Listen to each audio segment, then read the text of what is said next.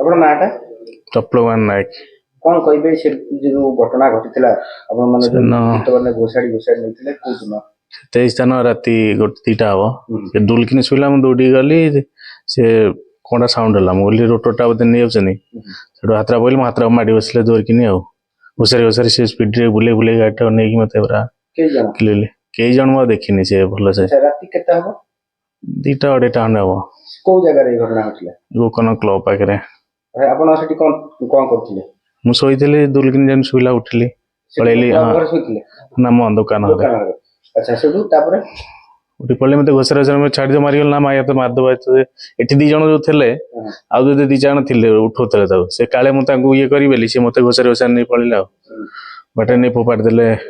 କେତେ ପାଖାପାଖି କେତେ ବାଟ ନେଇଛନ୍ତି? 1/2 କିଲୋମିଟର ପାଖାପାଖି। ମାନେ ହାତରେ ଧରିକି ନା କେମିତି କଣ?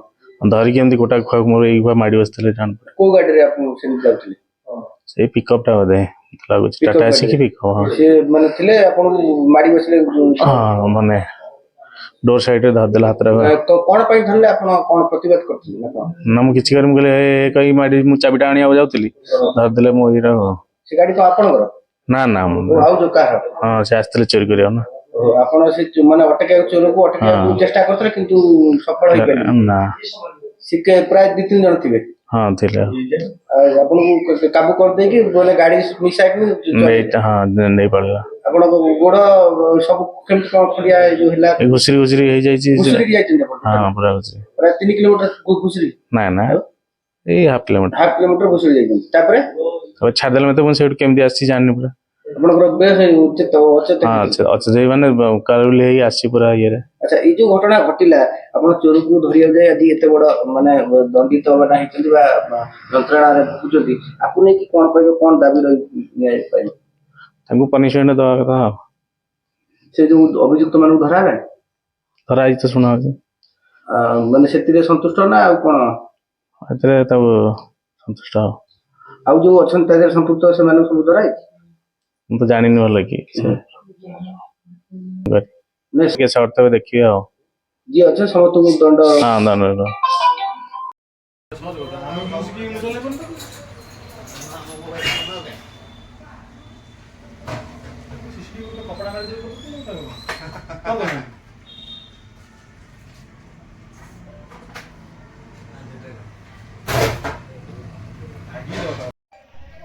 এই রোটরটা কোউটা নুয়াটা না পুরোটা?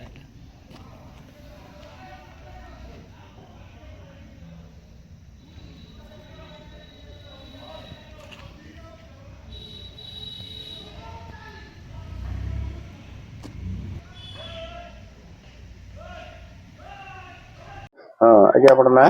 ପ୍ରଭାତ କୁମାର ନାୟକ।